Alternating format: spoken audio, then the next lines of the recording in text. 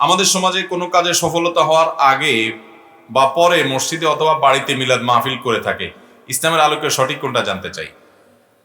বাড়িতে বা মসজিদে বা যে কোনো জায়গায় কোনো অর্জন হলে মিলাদ, আবার কোনো অসুবিধা হইলেও মিলাদ, দুই দিকেই মিলাদ। হুজুরদের দুই দিক থেকে লাভ। আপনার বিপদ হলেও লাভ, আপনার সুদিন হইলেও বিপদ হইলেও হুজুর দিয়ে দোয়া করাইবেন, আর সুখ আসলেও হুজুর দিয়ে মিলাদ পড়াইবেন। দুই দিক থেকে আমাদের লাভ। ভাইরা আমার, এটা তো ঠিক আছে যে আপনার বিপদ হলে আপনি আল্লাহ রাস্তা দান করবেন, মসজিদ মাদ্রাসা দান করবেন, এবং আলেমুন আমাদের হাদিয়া দিবেন। এটা তো ঠিক আছে। আল্লাযীনা ইউনফিকুনা ফিস সাররাই ওয়াদ দাররা, মুত্তাকিদের বৈশিষ্ট্য আল্লাহ বলতে গিয়ে বলেছেন যে তারা সুখে দুঃখে দুর্দিনেও তারা দান করে। এটা তো ঠিক আছে। আবার যখন সুখে আছেন তখনও দান করবেন। দান ভিন্ন জিনিস। দান হিসাবে মহব্বত করে হাদিয়া হিসাবে ওলামাদের কাছে হাদিয়া নিবেদন করবেন। ওলামাদের কাছ থেকে একটু দোয়া করাইয়া মিলাদ পড়াইয়া তারপরে পারিশ্রমিক দিবেন। ছোট লোকই কেন করেন? ওলামাদেরকে এমনি হাদিয়া দেওয়া যায় না? হাদিয়া দিতে হবে কি হবে না? মসজিদের ইমাম সাহেব আছে, মুয়াজ্জিন সাহেব আছে, ওলামাদের আছে, এমনি হাদিয়া দিবেন তাদেরকে। হাদিয়া দিলে দিল থেকে দোয়া এমনিই আসবে। তাদেরকে দিয়ে মিলাদ পড়াইয়া খাটাইয়া এরপরে পারিশ্রমিক দিচ্ছেন কেন রে ভাই? এমনি হাদিয়া দেওয়া যায় না ওলামাদের? আল্লাহ আমাদের সে তৌফিক দান করুন। অতএব কোনো বিপদ হলে, সুখ আসলে তার জন্য লোকজন ডেকে সবাই মিলে সম্মিলিতভাবে সুরে সুর মিলিয়ে তালে তাল মিলিয়ে এভাবে দুরূদ পাঠ করে এটার জন্য আল্লাহর কাছে দোয়া করা কিংবা ওই যে শুকরিয়া আদায় করা, এই পদ্ধতি না সাহাবী না সালাফ না কারো থেকে কোনোভাবে, না নবী সাল্লাল্লাহু আলাইহি ওয়াসাল্লাম থেকে কোনোভাবে বর্ণিত। অতএব আমরা কোনো সুদিন আসলো, কোনো সুসংবাদ আসলো, আল্লাহর কাছে শুকর আদায় করবো। সিজদাতে শুকর, সিজদাতে শুকর তো দুনিয়া থেকে বিদায় হয়ে গেছে, বিলুপ্ত হয়ে গেছে, আমল নাই। শুকরিয়া সিজদা দিয়ে দিবেন, আল্লাহর রাস্তায় দান সাদকা করবেন, খুশি হবেন, সেটা ভিন্ন বিষয়। কিন্তু এই ট্র্যাডিশনাল যে মিলাদ আমরা বানিয়ে নিয়েছি, এটা না কোরআনে আছে না হাদিসে আছে, এটা চলে আসতেছে আমাদের সমাজে। আল্লাহ তো আমাদেরকে কোরআন এবং সুন্নাহ অনুযায়ী আমল করার তৌফিক দান করুন। দুই বোন তাদের ছোট সন্তান নিয়ে ঘুমিয়েছে, কিন্তু ঘুমের মধ্যে ভুলবশত একজন অন্যজনের সন্তানকে দুধ পান করিয়ে ফেললো। এখন তারা প্রাপ্তবয়স্ক। প্রশ্ন হলো তাদের মধ্যে বিবাহ বৈধ কিনা। খুব দরকারি প্রশ্ন। যদি কোনো নারী তার দুধ কোনো সন্তানকে পান করান, তিনি যেই হোক না কেন, নিজের আপন বোনের সন্তানই হোক না, অসুবিধা নেই। ভুলে পান করাইছেন, তাতেও অসুবিধা নেই। ইচ্ছাকৃত হোক আর ভুলে হোক, অন্য কোনো সন্তানকে যদি আপনি দুধ পান করায় ফেলেন, বিশেষ করে ভুলে যদি আপনি করায় ফেলেন, তারপরও দুধের সম্পর্ক হয়ে যাবে। দুধের সম্পর্ক হলে কি হবে? দুই বোন তারা একজনে অন্যজনের সন্তানকে দুধ পান করায় ফেলছেন নিজের সন্তান মনে করে ঘুমের তালে। হতে পারে যদি এরকম হয়, তাহলে সেক্ষেত্রে যেই সন্তানটাকে তিনি দুধ পান করাইছেন ওই সন্তানটা তার দুধ সন্তান হয়ে গেল। দুধ সন্তান হওয়ার কারণে এই ভদ্রমহিলা তার নিজের যে পেটের সন্তান যারা দুধ পান করছে তাদের সাথে এই দুধ পান করা বাচ্চাটার ভাই বোনের সম্পর্ক হয়ে গেছে। তাহলে তাদের মধ্যে আর বিয়ে বন্ধন আবদ্ধ হওয়া জায়েজ হবে? এমনি খালাতো ভাই বোন বিয়ে তো জায়েজ আছে, কিন্তু যেহেতু একই মায়ের দুধ দুজন মিলে পান করছে, যেন দুধ ভাই বোন হয়ে গেছে, যার কারণে তাদের মধ্যে বিবাহ আর হবে না, জায়েজ হবে, এবং বিয়ে জায়েজ হবে না, তাদের সাথে পর্দার বিধানও থাকবে না, যেহেতু দুধ ভাই বোন, অতএব দেখা দিতে পারবে। কথা কি বুঝাতে পারছি? অতএব ভুলেও যদি এটা হয়, তারপরও দুধের সম্পর্ক সাব্যস্ত হবে। তাহরুমু মিনার রাদাআতি মা তাহরুমু মিনান নাসাব হাদিসে আসছে, অথবা ইয়াহরুমু মিনার রাদাআতি মা ইয়াহরুমু মিনান নাসাব। দুধ পান করানোর কারণে ওই যে রক্ত সম্পর্কের কারণে যে সম্পর্ক তৈরি হয়, এর কারণে একই সম্পর্ক তৈরি হয়ে যায়। এরপরে প্রশ্ন হলো, আমি একজন ড্রাইভার, আমি হালাল উপার্জন করতে চাই, হালাল ভাবে চলতে চাই, আমি জায়েজ কাজ করতে চাই, কিন্তু এতে আমার বিবি সন্তুষ্ট না, আমাকে অনেক কষ্টদায়ক কথা বলেন, আমি কিছু মনে রাখি না, তার জন্য আল্লাহর কাছে দোয়া করি, আল্লাহ যেন তাকে দ্বীনের সহি বুঝ দান করেন। এখন সে গার্মেন্টসে চাকরি করতে চায়, আমি তাকে নিষেধ করি, 5 ওয়াক্ত নামাজ পড়ো, পর্দা করো, আল্লাহর ভয় করো, আল্লাহর উপর সন্তুষ্ট থাকো, সে বলে তোমার নামাজ তুমি পড়ো, এখন আমি কি করব? আহা, কত কপাল পোড়া মহিলা। আমাদের সমাজে অনেক বোনদের প্রশ্ন পড়ি আমরা, যে বোনরা বলে যে তারা হক হালালে চলতে চায়, পর্দার সাথে চলতে চায়, অমানুষ স্বামীরা বরং বাধা দেয়। আবার এখানে দেখা যাচ্ছে এর বিপরীতও আছে সমাজে। এই ভাই বলতেছেন যে তিনি হক হালালে চলতে চান, কিন্তু তার স্ত্রী তাকে বাধা দেন। দেখুন, দিনের উপরে চলতে হলে পুরো ফ্যামিলিটা দিনদার না হলে দিনদারের উপরে টিকে থাকা অত্যন্ত কঠিন, অত্যন্ত কঠিন, প্রায় অসম্ভবের মতো কঠিন। কারণ সব দিক থেকে শুধু টেনে ধরে, বাধা দেয়। এই জন্য আল্লাহ যাদেরকে দিনের বুঝ দিছি তাদের প্রথম কাজ হলো তার পুরো ফ্যামিলিকে দিনের বুঝ দিকে নিয়ে আসা, দিনের দিকে নিয়ে আসা। আল্লাহর ভয় তাদের মধ্যে যেন জাগ্রত হয় সেই চেষ্টা করা, বিভিন্ন নেককার মানুষদের সোহবতে নিয়ে যাওয়া, বিভিন্ন ভাবে প্ল্যান পরিকল্পনা করা যায় কিভাবে তাদেরকে দিনের ছোঁয়া আনা যায়।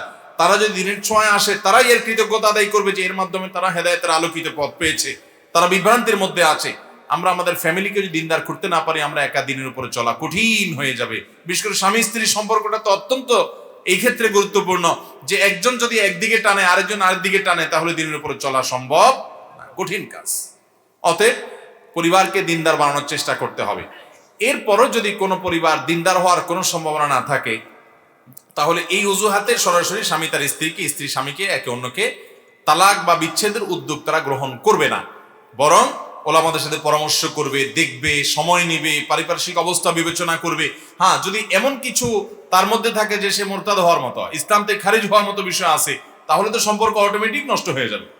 অতএব আপনি আপনার স্ত্রীকে বোঝানোর আরো চেষ্টা করেন, ওলামাদের পরামর্শ নেন, ইমাম সাহেবদের পরামর্শ নেন, হেল্প নেন এবং তাদের মাধ্যমে বোঝানোর চেষ্টা করেন। ভাইরা আমার, আমাদের সমাজে ওই যে আমি আগে বলেছিলাম কিয়ামত যত নিকটবর্তী হচ্ছে, ফিতনা তাকাউল ফেতানো কাওয়াকাইল মাতারি, বৃষ্টির ফোঁটা যেরকম টপ টপ করে পড়ে, কিয়ামতের আগে ফিতনা এরকম টপ টপ করে পড়তে থাকবে। এত ফিতনা চতুর্দিকে হয়ে গেছে, খারাপ হওয়া সোজা, ভালো হওয়া সহজ না। ঠিক না ঠিক? একজন দোকানদার হালাল পথে ব্যবসা করবেন, সত্য কথা বলবেন, উপায় নাই, কারণ সব আসলে সব মিথ্যুক, একা ভালো হতে টিকতে পারে না। ঠিক না ঠিক?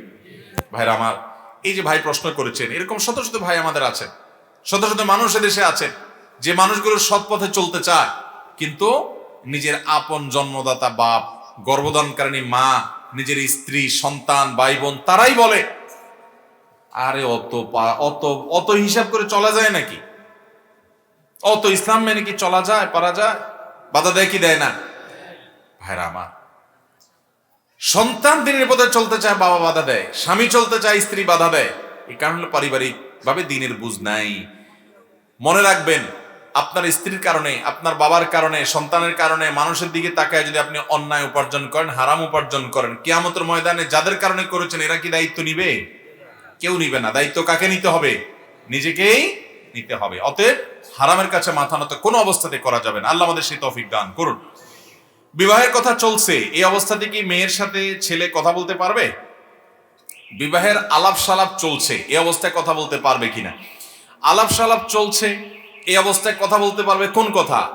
মেয়েকে জিজ্ঞাসা করলো যে তুমি নামাজ পড়ো কিনা, বা আমার এই হালাল উপার্জন আছে এটা তোমার চলবে কিনা, এইসব বিষয় জানার জন্য প্রয়োজনীয় যে কনভারসেশন, কথাবার্তা, সেটা বলতে পারবে সেটা এই পদ্ধতিতে। কিন্তু আমাদের দেশে যেটা হয় বেশিরভাগ ক্ষেত্রে, এই কথাবার্তার নামে বিয়ের খোঁজ খবর নাই, শুধু আলাপ সালাপ একটু উঠছে, এরপরে এবার মেসেঞ্জারে, হোয়াটসঅ্যাপে, মোবাইল কলে, এমনে সেমনে, চাইনিজে, বাহিরে, গেট টুগেদার, উঠা বসা, কথাবার্তা, মনে হচ্ছে জামাইবো। ঠিক না ঠিক? এখন তো আরেকটা জিনিস একেবারে চরম আকার এস্টাবলিশড হয়ে গেছে, এটার নাম দিছে এঙ্গেজমেন্ট। কি নাম দিছে? এঙ্গেজমেন্ট। আংটি পরানো, পছন্দ হয়েছে, দুই পক্ষ কথা বলছে, আংটি একটা পরায় ফেলাই হয়েছে 6 মাস। এবার 6 মাস ধরে ছেলে মেয়ে দুইজন ইটিস পিটিস করতেছে, আলাপ সালাপ করতেছে স্বামী স্ত্রীর মতো। সম্পূর্ণ নাজায়েজ এবং গুনাহের কথা। যদি আপনি কথাবার্তা বলতে চান তাহলে আগদটা করায় ফেলবেন। আগদ কি? ওই যে দুজন সাক্ষীর সামনে প্রস্তাব দিবে, মেয়ে পক্ষ প্রস্তাব দিল, ছেলে পক্ষ কবুল করলো, মোহর ঠিকঠাক হয়ে গেল, বাস আগদটা হয়ে গেল। আনুষ্ঠানিকতা, উঠা উঠি, অন্যান্য মুরব্বীদের সবাই দাওয়াত টাওয়াত দেওয়া, সেগুলো আস্তে ধীরে পরে করেন, কিন্তু আগদটা করে ফেলান যাতে করে ছেলে মেয়ে কথা বললে সেটা হারাম না হয়। অনেক মুরব্বীরা বলেন ছেলে মেয়ে এখন ফিতনা থেকে বাঁচানো সম্ভব না, তাদেরকে বিয়ে তাড়াতাড়ি না দিলে তারা ফিতনায় পতিত হচ্ছে, আবার এদিকে বিয়ে দেওয়ার মতো অবস্থা না, তারা স্টুডেন্ট। আমি বলি তাহলে গেট টুগেদার করে ফেলেন, সরি আপনার আগদ করাই ফেলান, যাতে গেট টুগেদারের রাস্তা খুলে যায়। অর্থাৎ তারা যাতে একে অন্যের সাথে আপনার উঠা বসা করতে পারে, লিভ টুগেদার করতে পারে, তারা যেন একে অন্যের সাথে যোগাযোগ করতে পারে, কথাবার্তা বলতে পারে, সেই রাস্তা তাদের জন্য খুলে দেন। আগদটা করায় দেন যে ঠিক আছে, যার পড়াশোনা শেষে করো, যার যার জায়গায় শেষে থাকো, আলাপ সালাপ হোক। আপনি যদি আগদ না করান, ও 5টার সাথে লিঙ্ক করবে, আলাপ সালাপ করবেই করবে। তার চাইতে একটা জায়গা ঠিক করে দেন, বিয়ে করে দেন, আগদটা পড়ায় দেন, একটা জায়গায় করুক, হালাল পথে করুক। আল্লাহ আমাদের মুরব্বীদেরকে বোঝার তৌফিক দান করুন। এরপরে প্রশ্ন হলো, জন্মদিন, বিবাহ বার্ষিকী বা নিজেদের কোনো পারিবারিক খুশির জন্য যদি ঘরোয়াভাবে কোনো প্রকার গান বাজনা ছাড়া নিজেরা কেটে মজা করি তাহলে কি গুনাহ হবে? যে কোনো সাধারণ খুশির জন্য আপনি ঘরোয়াভাবে কোনো কিছু খাইলেন, সেটা তো ইসলামে নিষেধ না, নাজায়েজ না।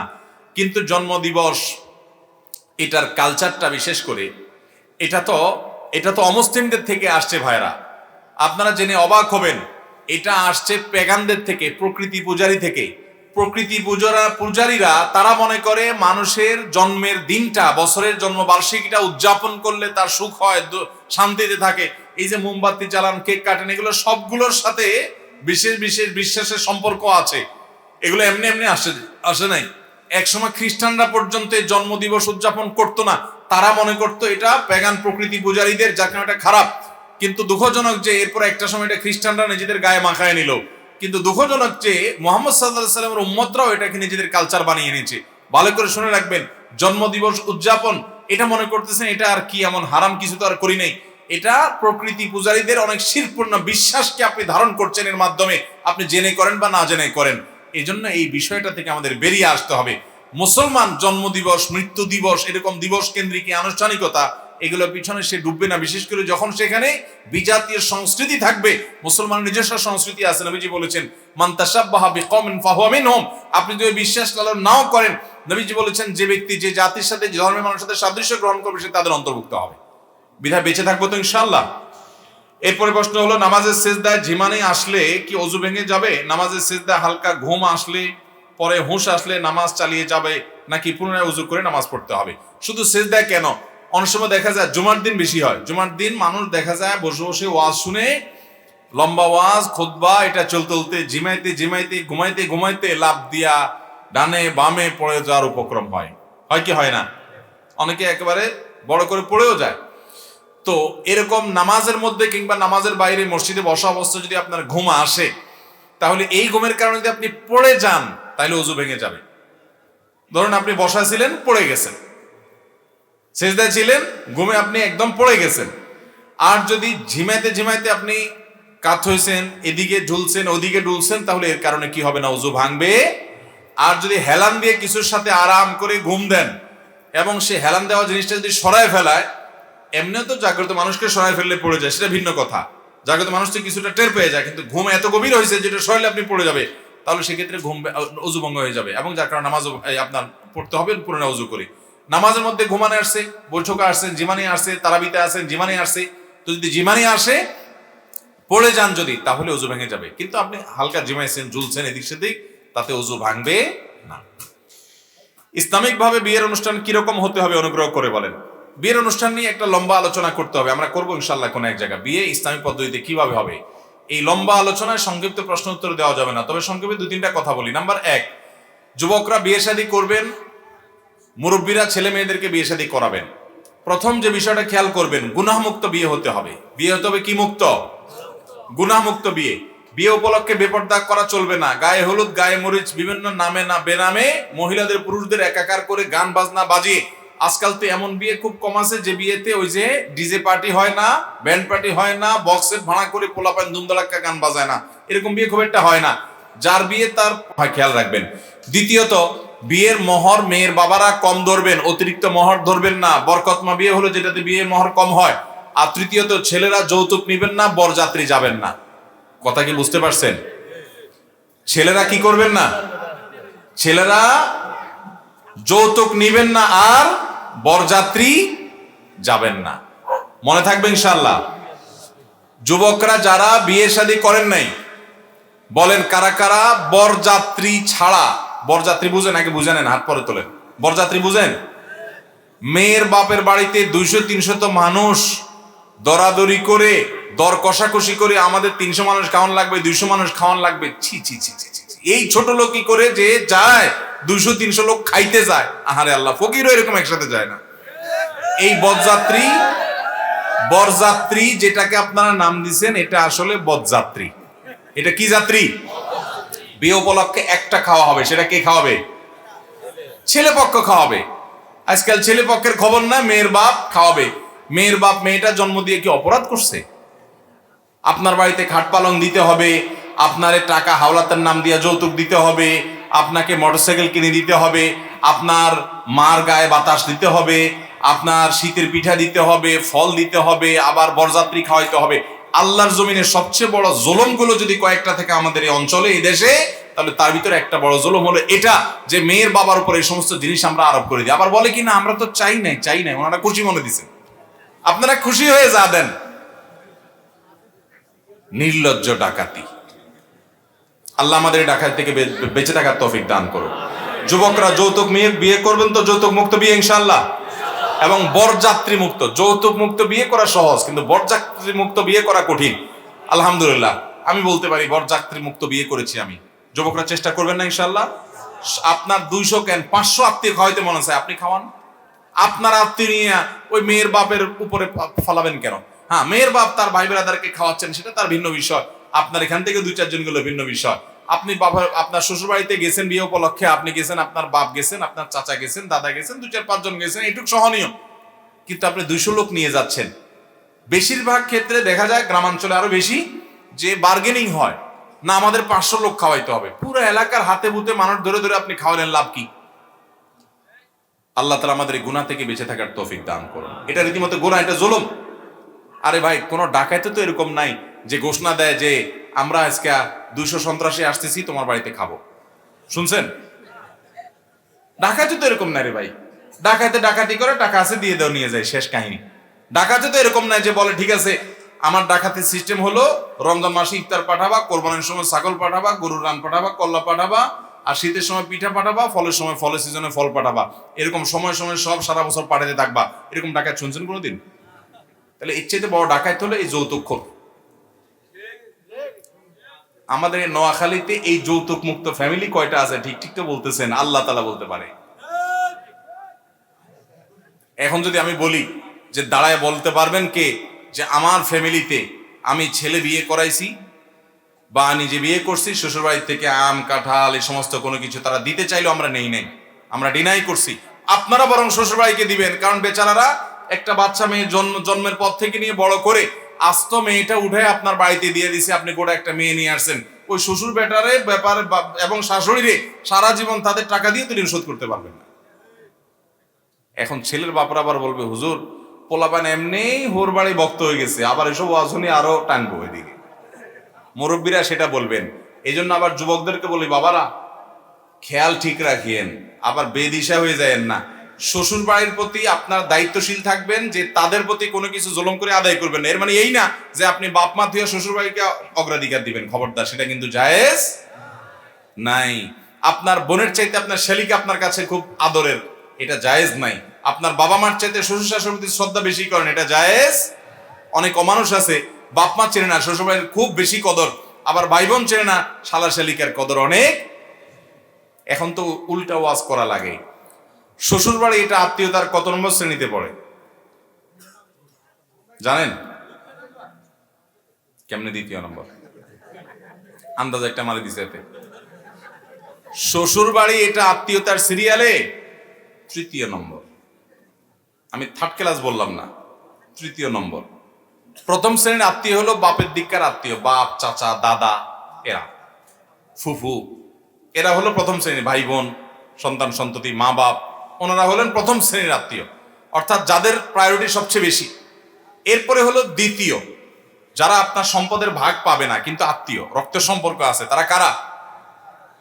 মামা, নানা নানি, খালা, খালু না কিন্তু, খালু খালার স্বামী হিসাবে উনিও আত্মীয়, বাট ওটা আরো পরের, যেহেতু খালুর রক্ত আপনার শরীরে নাও থাকতে পারে, বরং আপনার শরীরে আপনার মামার রক্ত আছে, যেহেতু মায়ের রক্ত আছে, তবে একই রক্ত, তারা ভাই বোন।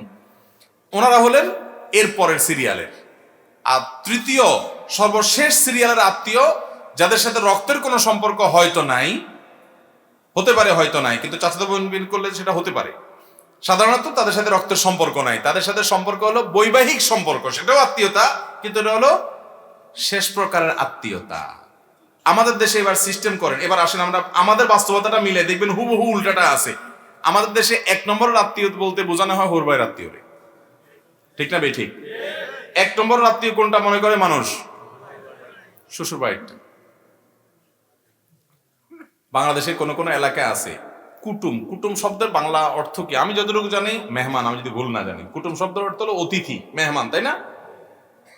কিন্তু অনেক এলাকা আছে শ্যালককে অর্থাৎ শালা যেটাকে বলে আপনারা, এই শ্যালককে বলে, শ্যালক বা সম্বন্ধীকে বলে কুটুম। অনেক এলাকা আছে, মানে আত্মীয়, মানে অতিথি মানেই হলো শালা শালে, এছাড়া আবার অতিথি কোত্থেকে হয়? তাহলে 1 নম্বরের আত্মীয় বানায় রাখছি আমরা শ্বশুরবাড়ির লোকদেরকে। 2 নম্বরটা কোনটারে বানাইছি? মামুর বাড়িটা। আর 3 নম্বর থার্ড ক্লাস বানাইছি কোনটারে? নিজেরটা।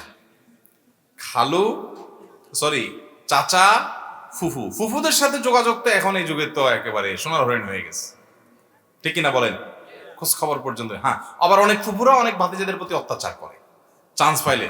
অনেক চাচারা ভাতিজাদের প্রতি অত্যাচার, সেটা ভিন্ন বিষয়। সে অত্যাচার করলে সে পাপী, আল্লাহর কাছে অপরাধী, ভিন্ন বিষয়। বাট আপনার দায়িত্ব হলো চাচাকে আপনি বাবার মতো সম্মান করবেন, শ্রদ্ধা করবেন, দোয়া করবেন, ভেজাল করবেন না, ঝগড়াঝাটি করবেন না, সম্পর্ক রক্ষা করবেন, হাদিয়া তোফা দিবেন। নিজের থেকে আপনি আপনার দায়িত্ব পালন করার চেষ্টা করবেন। উনি অন্যায় করলে উনি আল্লাহর কাছে জবাবদিহি করবেন। আল্লাহ আমাদের আত্মীয়তার হকগুলো আদায় করার তৌফিক দান করুন। আমার একটা প্রশ্ন, স্ত্রী কোনো ভুল করলে ভুলের কথা না, সরি, স্ত্রী কোনো ভুল করলে ভুলের কথা না বলে তার সাথে কথা বলা বন্ধ করে দেওয়া, মোবাইল থেকে ব্লক করে দেওয়া উচিত কিনা? কোনো মহিলা প্রশ্ন করছে মনে হয়। এটা শুধু স্ত্রীর বেলা না, এটা স্বামীর বেলা বা অন্য সবার বেলা প্রযোজ্য। কেউ যদি কোনো ভুল করে তাকে সংশোধন করে দিতে হবে। কিছু লোক আছে হট মেজাজি। কি মেজাজি? হট মেজাজি। কিছু হলে কাটটি, কিছু হলে কি কাটটি, বুঝেননি? কিছু বন্ধু বান্ধব আছে না, চুন থেকে নুন কষলে বলে তোর লগে কাটটি, আছে না নাই? তো কিছু জামাই আছে এরকম ছোট লোক, কিছু বউ আছে এরকম ছোট লোক, কথায় কথায় কাটটি মেরে দেয়, ব্লক মেরে দেয়। হ্যাঁ, অনেক বুঝাইছেন, কোনো কাজ হয় না। এখন আল্লাহ কোরআনেই বলেছেন যে ওয়াহজুরুহুন্না ফিল মাদাজি, শাসনের অংশ হিসাবে বিছানা পৃথক করো, রাগ করো, অভিমান করো, কথা বলা বন্ধ করলা, সেটা ওই যে সর্বোচ্চ 3 দিন পর্যন্ত। এভাবে আস্তে আস্তে শাসনের জন্য আপনি বন্ধ করে, এটা জায়েজ হতে পারে। কিন্তু সেটাও যদি সীমা ছাড়িয়ে যায় তাহলে জায়েজ হবে না, বরং কি হবে? গুনাহ হবে।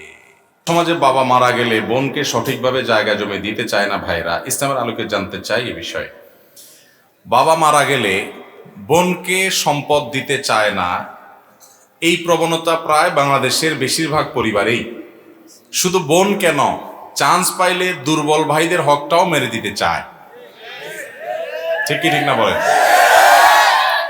মনে রাখবেন, ইসলাম শুধুমাত্র নামাজ রোজা করার নাম না, ইসলাম শুধুমাত্র মুখে দায় রাখার নাম না। এগুলা ইসলাম ঠিক আছে, কিন্তু একজন মুসলমান, খাঁটি মুসলমান হতে হলে ইবাদত যেমন তাকে ঠিকঠাক মতো করতে হবে, মা বাবার সম্পদের বন্টনটাও সঠিকভাবে করতে। সম্পদের বন্টন সঠিকভাবে করবেন না, এদিকে আপনি বিশাল বড় হাজী সাহেব, গাজী সাহেব, মাওলানা সাহেব, মুফতি সাহেব, ওয়াইজ সাহেব, বক্তা সাহেব, হাফেজ সাহেব, বহু সাহেব হয়ে গেছেন, আল্লাহর খাতে আপনি ভালো মুসলমান হতে পারবেন। আমাদের দেশে বেশিরভাগ পরিবারেই এই জুলুমটা করা হয়। আমাদের এই অঞ্চলে আরো বেশি, এই অঞ্চলে আরো বেশি। এই জুলুমটা করার জন্য ইবলিস কিছু যুক্তি দিছে আমাদের হাতে। যেমন একটা যুক্তি হলো, ইবলিস বলে বোনদেরকে তো বিয়ে শাদী করতে টাকা পয়সা খরচ করে বাপে বিয়ে দিছে, তাহলে আবার তাদের জমি জমা দিতে হবে কেন? এই কুবুদ্ধি শয়তান দেয় কি দেয় না? বোনকে বিয়ে দেওয়া, আপনার বোনকে বিয়ে দেওয়া আপনার বাপের দায়িত্ব। তার জন্য যা লাগবে এটা উনি করবে, এটা তার দায়িত্ব আদায় করছেন উনি। আপনার বাবা মারা গেলে বড় ভাই হিসাবে এটা আপনার দায়িত্ব, সেটা আপনি পালন করছেন। এই জন্য তার সম্পদ থেকে কাটাকাটি করতে পারবেন। সম্পদ থেকে যদি কাটাকাটি করেন তাহলে আপনি বাপ আর ভাই হইলেন কি? তাহলে তার সম্পদ দিয়ে তারা বিয়ে দিলেন, আপনি কি করলেন? কথা বুঝেন নাই? অতএব এই সমস্ত ঠুনকা অজুহাত দিবেন না। আবার আরেকটা অজুহাত দেয় যে আমরা বাপ মারে খাওয়াই, বুড়া বয়সে তাদের সব খরচ খরচা চালাইছি, অতএব জমি জমা সব আমরা পাবো, বোনরা কেন পাবে? এই কুবুদ্ধি শয়তান দেয় কি দেয় না? এটার জবাব হলো, মা বাবা যদি ভরণ পোষণ তাদের নিজেরটা নিজেরা বহন করতে অপারগ হন, তাদের কামাই রোজগার নাই, তারা নিজেদের টাকায় চলার মতো ইনকাম নাই, সেরকম সম্পদ নাই, তাহলে সেক্ষেত্রে সন্তানদের উপরে ফরজ কর্তব্য হয় মা বাপের ভরণ পোষণ দেওয়া। অতএব আপনি আপনার কর্তব্য পালন করছেন, তার বিনিময়ে যদি বাপের জমি নেন তাহলে আপনি কর্তব্য কি পালন করলেন? আমার কথা বুঝেন নাই? তবে এই কর্তব্যটা শুধু ছেলেদের না, এটা মেয়েদেরও। মেয়েরা যদি তারা স্বামীর কাছ থেকে মোহর পায়, হাদিয়া পায়, তোহফা পায়, যেভাবে হোক তাদের নিজস্ব উপায় উপার্জন যদি থাকে সেটা দিয়ে তারা, মা বাবা যদি অসহায় হয়, ভাইদের যেরকম কর্তব্য আছে তাদেরও কর্তব্য আছে, কিন্তু যদি তারা তাদের কর্তব্য আদায় অবহেলা করে তার জন্য তারা আল্লাহর কাছে জবাবদিহি করবে, কিন্তু বাপমার সম্পদে তাদের হক বঞ্চিত নষ্ট করা যাবে। কথা কি বুঝাতে পারছি ভাইরা আমার? এরকম মানুষ আমি খুব কম খুঁজে পাই, যে মানুষটা দাঁড়িয়ে বলতে পারে যে আমি আমার বাবা আমার মায়ের মৃত্যুর পর তাদের সম্পদে বোনদের যা যা অংশ ছিল আমি পাই পাই করে হিসাব করে তাদেরটা জমি জমা ভাগ যোগ তাদেরকে বুঝাই দিছি। জমি তারা নিতে চায় না হয়তো, তাহলে জমির মূল্য দিয়ে দিছি, কিন্তু আমি তাদের হক বুঝাই দিছি। এরকম মানুষ পাওয়া যায় না খুব বেশি। এই মজলিসে আসেননি 2-4 জন? ওই এক ভাই আছে, দিছেননি বন্যার হিসাব? দাঁড়ান দেখি। আলেম মানুষ মনে হয়। আরে আলেমরা তো দিবেই ইনশাআল্লাহ, আপনারা তো জাতির শ্রেষ্ঠ সন্তান, আপনাদের কথা তো ভিন্ন ভাই। আমি সাদা, তারপরও আপনি বলেন একটু কি করেছেন আপনি বলেন তো।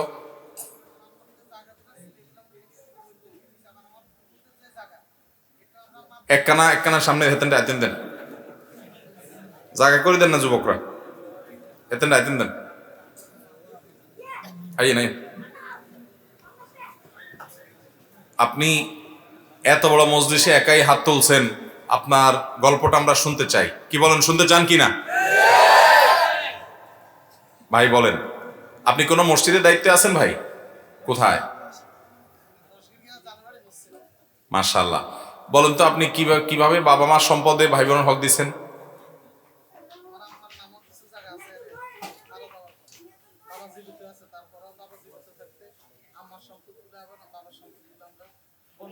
মারা গেছেন কি আপনার মা?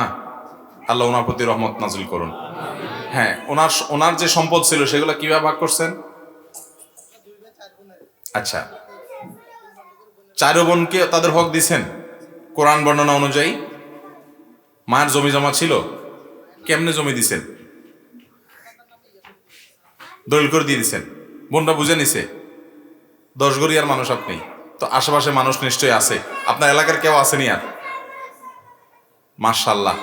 তাহলে এই ভাই তার মা মারা যাওয়ার পর মায়ের সম্পদ, তার 4 বোন 2 ভাই, তারা সব বোনদেরকে ভাইদেরকে বাবার সবার যার যতটুকু ভাবে বুঝাই দিচ্ছেন, এমনকি দলিল করে বোনদেরকে লিখে দিচ্ছেন। মাশাআল্লাহ, আপনাকে তো আমি স্যালুট করতে চাই, আপনি একটু সামনে আসেন। মাশাআল্লাহ, আল্লাহ তাআলা আমাদের এই ভাইয়ের মতো মানুষ আমাদের সমাজটা ভরে দিন, বলুন আমিন। আমরা সবাই আমাদের মা বাবার সম্পদে ভাই বোনদের হক বুঝাই দিব তো ইনশাআল্লাহ। মাশাআল্লাহ, আপনি আলেম মানুষ, তারপর আপনাকে আমি একটা কিতাব উপহার দেই। নবী করিম সাল্লাল্লাহু আলাইহি সাল্লামের প্রজ্ঞা এবং বুদ্ধিমত্তার গল্প, প্রজ্ঞায় যার উজ্জ্বলা জগৎ, সুন্দর একটা বই। মাশাআল্লাহ, এটা আপনাকে হাদিয়া। মাশাআল্লাহ, এটা তো আরো সুন্দর কথা, ফুফুদেরটাও বুঝাই দিছেন। তো এটা আপনার চাচাতো ভাইরা ঝামেলা করে নাই? সবাই রাজি ছিল? ফুফু কয়জন আল্লাহ আপনার দিছে? তাদেরকে দিয়ে দিছেন। তারা কি জোর করে আদায় করছেন, আপনারা এমনি দিয়ে দিছেন? এমনিতেই দিয়ে দিছেন। মাশাআল্লাহ মাশাআল্লাহ মাশাআল্লাহ। ভাই কোন মাদ্রাসায় পড়াশোনা করছেন? দাওরা ফারেক, কামিল পাস। মাশাআল্লাহ মাশাআল্লাহ। আমাদের এই ভাই, আপনি একটু ওইদিক ফিরেন, আমাদের ভাইরা আপনাকে একটু দেখুক। আল্লাহ তাআলা আমাদের এই ভাইয়ের মতো মানুষ দিয়ে সমাজটা ভরে দিন, বলুন আমিন। আপনারা মনে করবেন উনি হুজুর মানুষ, হুজুর দিবে, সব হুজুররাও দেয় না, সব হুজুররাও দেয় না। অতএব এরকম আদর্শ সন্তান আমাদের দরকার আছে না নাই? জাযাকাল্লাহ খায়ের। ভাইকে বসতে দেন ভাই, বসেন, এখানে বসেন আপনি। জাযাকুমুল্লাহ খায়ের। মাশাআল্লাহ মাশাআল্লাহ। ভাইরা আমার, ভালো করে শুনে রাখেন, বাবা মার সম্পদে দুর্বল ভাইদের হক মেরে দিবেন, বোনদের হক দিবেন না।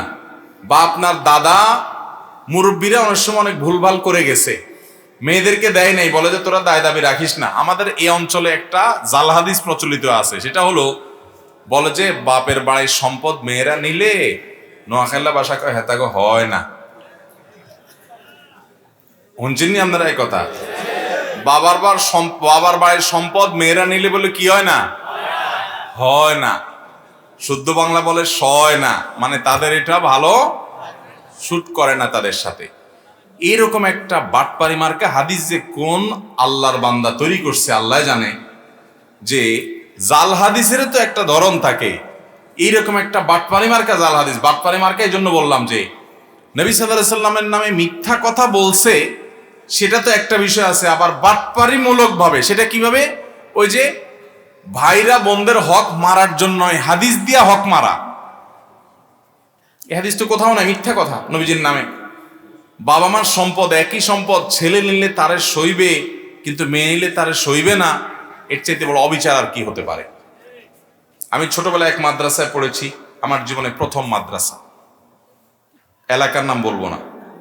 সেই মাদ্রাসার প্রতিষ্ঠাতা অনেক পয়সা আলা, সে আমরা ছোটবেলা থেকে শুনতেছি পয়সা আলা, এখনো নাম করা, নোয়াখালীর মধ্যে নাম করা কয়েকজনের একজন, আমি নাম বলবো না। ওনার অনেক ছেলে আছে এবং অনেক ছেলে আলেমও আছে। বোনদের হক দেয় নাই, ওই বোন আমার অফিসে যায় হাজির কিছুদিন আগে, বড় ছেলে, ছেলেকে নিয়ে হাজির, পরিচয় দিলেন অমুক মাদ্রাসার প্রতিষ্ঠাতার মেয়ে। আমি বললাম সাথে সাথে আসতে দাও, আমি মাদ্রাসা পড়ালেখা করেছি, জীবনের পড়ালেখা শুরু আমার এখান থেকে। তো আনলাম, বললাম বোন বলেন কি খেদমত করে। বলে হুজুর এই অবস্থা, আপনি আমাদের মাদ্রাসায় পড়ছেন, আমরা জানি, আমার আব্বারে আপনি চিনেন, এই হলো কাহিনী। আমার ভাইরা বুঝায়া সব সম্পদ নিয়ে যাচ্ছে, আমাদেরকে লামসাম কোন রকম দিয়ে বলে তোরা খুশি থাক, আর দাবি করিস না। মুরব্বীরা এরকম অনেক ভুল করে, কি করে না? মুরব্বীরা যদি ভুল করে ওইটা আমাদের সংশোধন করতে হবে। ধরুন আপনার ফুফুদের হক আপনার দাদা দেয় নাই, তাহলে আপনাকে দিতে হবে। এখন আপনি বলবেন সব তো আমার দায়িত্বে নাই, কিছু আমার চাচাতো ভাইরা নিছে, অন্য চাচা জাডারা নিছে, তো যারা নিছে তাদেরকে বুঝাবেন, তারা যদি দেয় ভালো, না দিলে আপনার ভাগে যতটুকু তার আছে ততটুকু তাদেরকে বুঝাই দিবেন। নাহলে কিয়ামতের ময়দানে আল্লাহর কাঠগড়াতে জালিম সম্পদ আত্মসাৎকারী হিসাবে উঠবেন। নবী করিম সাল্লাল্লাহু আলাইহি সাল্লাম বলেছেন, কেউ যদি 1 বিঘা সম্পদ অন্যায়ভাবে কারোরটা দখল করে রাখে, ভোগ করে, আত্মসাৎ করে, জুলুম করে, 7 ভাগ জমিনকে আল্লাহ তাআলা তার গলায় ঝুলিয়ে দিয়ে, দোষিয়ে দিয়ে তাকে শাস্তি দিবেন যে কত জমিন খাতিবারজ কার। অতএব হারাম ছাড়বেন তো ইনশাআল্লাহ। অনেক মানুষ আছেন সুদ খান না, অনেক মানুষ আছেন ঘুষ খান না, অনেক মানুষ আছেন ডাকাতি করেন না, অনেক মানুষ আছেন চুরি ছিনতাই করেন না, কিন্তু এই 2 নম্বর এটা করেন। বোনদের হক দেন না, ফুফুদের হক দেন না, দুর্বল ভাইদেরকে হক দেন না, ভাই মারা গেছে ভাতিজাদের হক দেন না, আছে না নাই? আল্লাহ রাব্বুল আলামিন আমাদেরকে অন্যায় কাজ থেকে বেরিয়ে আসার তৌফিক দান করুন। আমরা যারা নিয়ত করছি যে আল্লাহ তাআলা আমাদের বাবা মাকে দুনিয়া থেকে নিয়ে গেলে বাবা মার সম্পদ যাই থাকুক, বোনদের যতটুকুই হোক ভাগ করে ওদেরকে দিয়ে দিব, এরকম নিয়ত যারা করছেন হাত তোলেন। আল্লাহ আমাদের সবাইকে আমল করার তৌফিক দান করুন। সমাজ থেকে বিলুপ্ত হয় ফরজকে পুনর্জীবিত করব আমরা ইনশাআল্লাহ। চেষ্টা করবেন তো সবাই? ভাইরা আমার, খুব ভয়াবহ একটা বিষয় কিন্তু মানুষের সম্পদ, মানুষের হক। আল্লাহ আমাদের সবাইকে বোঝার তৌফিক দান করুন। ভাইরা আমার, মেয়েরা নিতে চায় না, আমার দেশে মেয়েরা নিতে চায় না। বেশিরভাগ ফ্যামিলিতে অবস্থা আমি জানি, ফাঁকফোকর সব আমার জানা আছে রে ভাই, কম বেশি।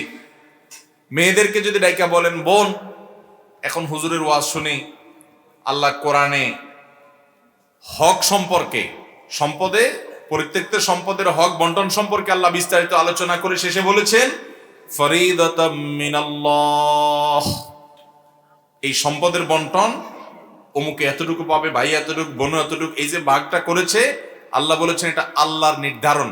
কার নির্ধারণ? আল্লাহর নির্ধারণ। এটা যেন হেরফের না হয়।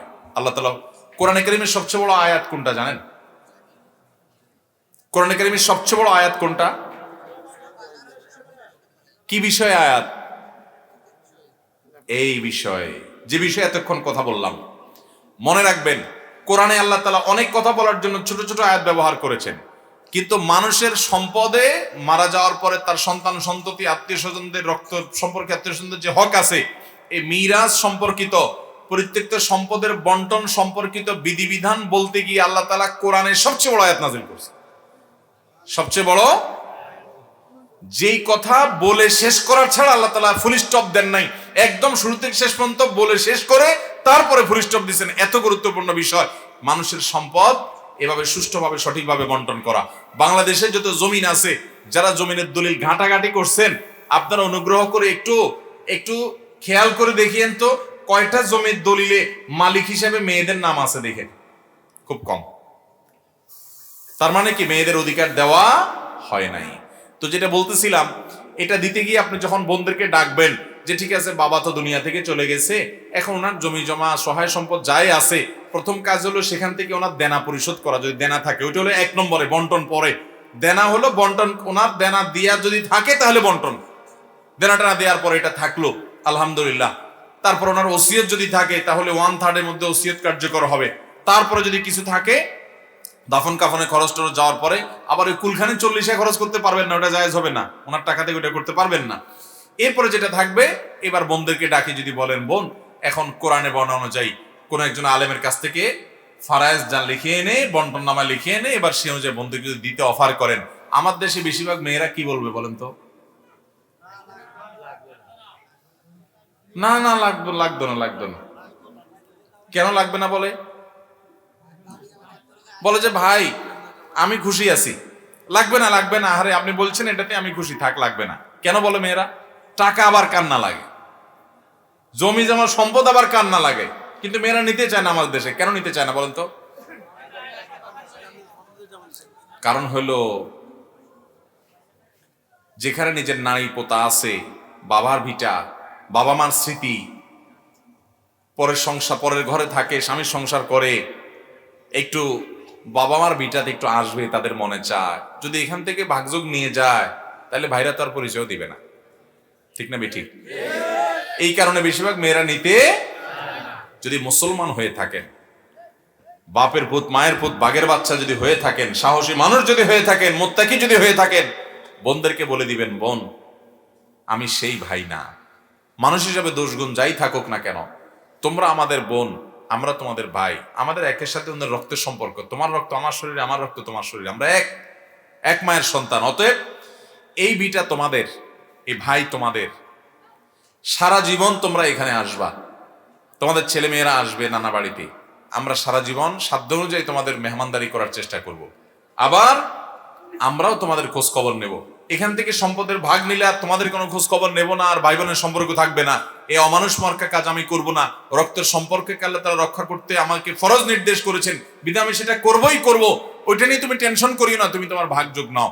এরপরে যদি কোনো বোনকে আল্লাহ তাআলা অনেক দিছে, লাখ লাখ কোটি কোটি আছে, বাইরা গরিব, তারপরে বোন বলছে ঠিক আছে আল্লাহ তো আমাকে অনেক দিছে, যা এটা তোদেরকে দিয়ে দিছি বা আপনাদেরকে দিয়ে দিছি, এটা যদি বোন ছেড়ে দেয় তাহলে সেক্ষেত্রে ভাইয়ের জন্য হালাল হবে। কথা কি বুঝাতে পারছি? অনেক মুরব্বীরা কি করে জানেন? জীবদ্দশা বেজাল ভাঙি যায়। মুরব্বীরা একটা মাইরও নিচে পড়বে না কিয়ামতের ময়দানে, ভালো করে শুনে রাখেন। জীবদ্দশা অনেক মুরব্বীরা করে কি, ছেলেদেরকে ডাক দেয়, মেয়েদেরকে ডাক দেয়, দেখো এখন আমি তো কখন দুনিয়া থেকে চলে যাই, তোমাদের মেয়েদেরকে অনেক টাকা পয়সা খরচ করে বিয়ে দিছি, অনেক কিছু দিছি, হাউসিস দিছি তোমাদেরকে, তো তোমরা দাবি টাবি করিও না, এখান থেকে আর কি নিবা, ভাগ করলে কি নিলে কি থাকবো, তোমরা ছাড়ি দাও।